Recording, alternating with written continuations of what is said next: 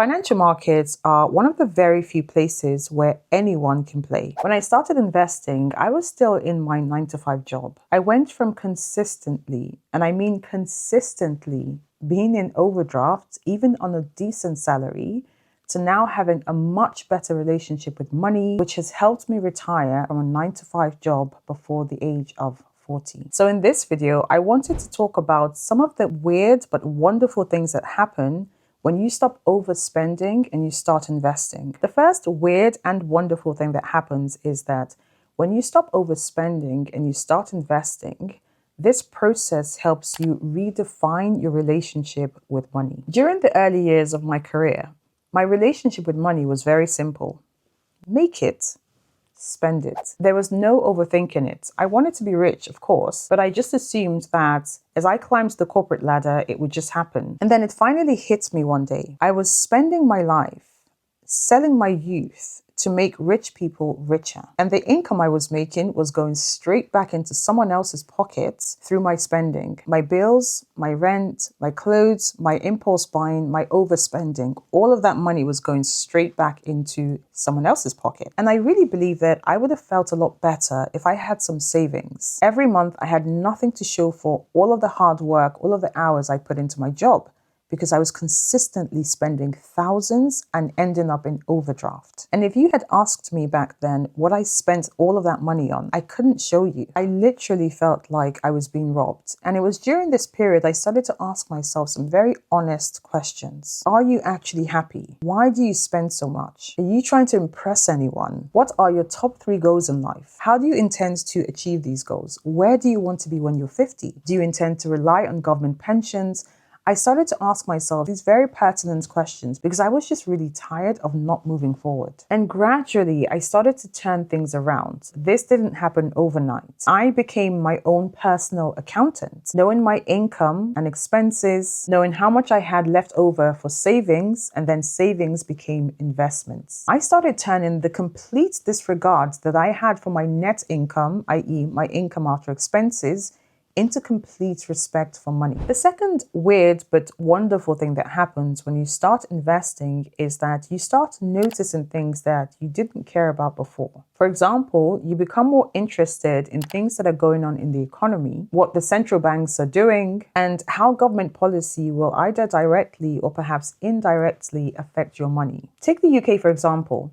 If you aren't investing using an ISA account, which is an individual savings account and is a tax-efficient account, you may not care that there was a proposal to reduce the annual allowance of an ISA account from £20,000 to £4,000. Another example, if government policy becomes more favorable to an industry that you have exposure to through your investments, you find yourself becoming a lot more interested in how that might potentially affect your capital. A third example, if there is turmoil or unrest in oil or commodity producing countries, you start thinking ahead as to how this might affect the prices of commodities that you consume, your food and sustenance, your energy bills, etc. When you have skin in the game through investing, your curiosity level automatically rises because now you have money at stake and you definitely want to succeed. Before I started investing, I used to say yes to almost everything. Dinners, impulse buying, shopping, spa weekends and trips, expensive holidays. It was almost an automatic yes. Oh, so that's where it all went. And that was because my next paycheck was pretty much guaranteed, or so we tend to think until the hammer comes down. As I became a consistent investor, I started to happily and confidently say no. And don't get me wrong, some of those no's were very painful because they would have felt so good in the moment. And where I would have spent thousands on a short spa holiday, flights, accommodation, shopping, I now was more than happy to have 1 or 2 friends over, set up a few tents, and have a lovely glamping trip right outside in my garden. Okay, nothing that drastic. But the point is, for years, I was strict on what I spent my time and my money on because I was in build mode. And I still am. But now that I've stepped away from the corporate life and I have my time and more of my freedom, I say yes to a lot of things that have to do with traveling, spending time with my family, especially the young ones in my family, and just watching them grow. And I now have the freedom and the flexibility to enjoy a lot of these extended moments that I would have had to wait until retirement to enjoy. Because when you are in a 9 to 5, it's not so easy to take 2 months at a stretch when you have a boss. But going back to the point about saying no,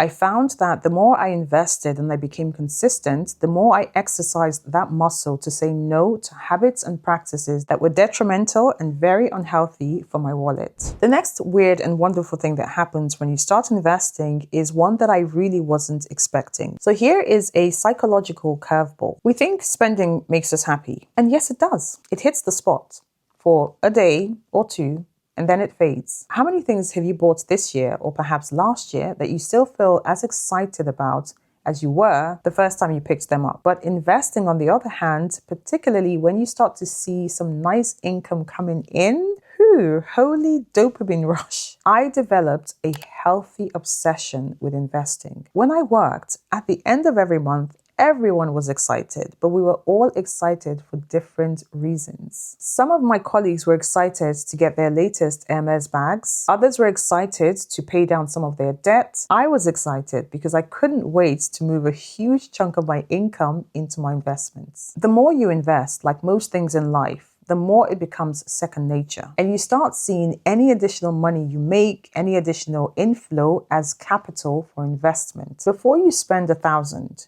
you start to think, if I invested that 1,000 into XYZ investment at X%, how much could I make every year? And then I break that return into a monthly figure. And out of all of my bills, I think, what could this amount cover? And this is my standard practice today. Any purchases over a certain amount, I always have to do a mental check or mental calculation. And I also practice delayed buying, which means within that period of delay, I always ask myself, can I justify this purchase versus investing that amount? Now, we all have our guilty pleasures, and I would love to hear yours in the comment section. I'll be honest with you. My weakness, my one particular weakness, was coats. I love a good winter coat. People say life is unfair. And personally, I think there aren't many platforms or opportunities where your color, your creed, your background, your religious beliefs don't matter. For the most part, when it comes to investing, those who are willing to drink from the well have the same opportunities, from the cleaner to the CEO. Financial markets are one of the very few places where anyone can play. I would say for the most part, because there are still some investments where only big boys and big girls can play. For example, private equity, where most of these deals and transactions requires millions of dollars as a starting point. But I think that for most people who do not experience a lot of the traditional wins in life, when you start investing and you start to see perhaps income from those investments, it really gives you a sense of accomplishment. It gives you a sense of winning in life. And you experience a lot of pride because you are doing this by yourself without the help of anyone else. And you are steadily building future security for yourself. And it doesn't matter what your job is or how rich you are.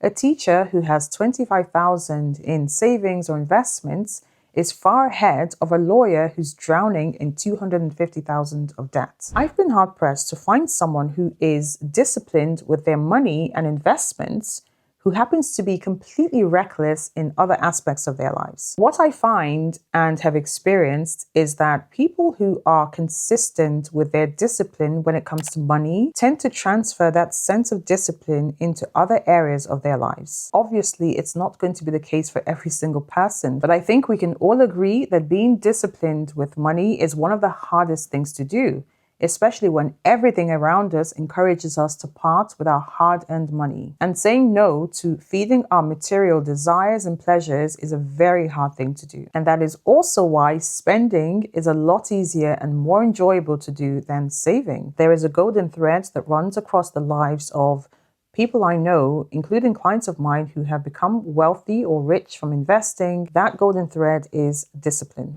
The next weird yet wonderful thing that happens when you stop overspending and you start investing is that you remain weirdly calm when the rest of the world is freaking out. When there's a sale in the stock market, or for better terms, when the market crashes or dips, you tend not to freak out. You actually get maybe a little bit excited because you're playing the long game. You start to see these market dips or crashes as once in a lifetime type opportunities to build wealth. Whether they are flash crashes like what happened during the tariff debacle, or whether they are extended market volatility like what we saw during 2020 or even 2007. When everyone else is panicking, your main concern in a very calm yet excited manner is, how do I make the most of this opportunity? And I can tell you from experience, that sort of peace of mind is completely priceless. If I said to you, leave a comment if the word finance used to completely make your brain shut down, I bet there will be a few comments. Human nature is such that if you aren't really incentivized to do something that on the surface seems like hard work,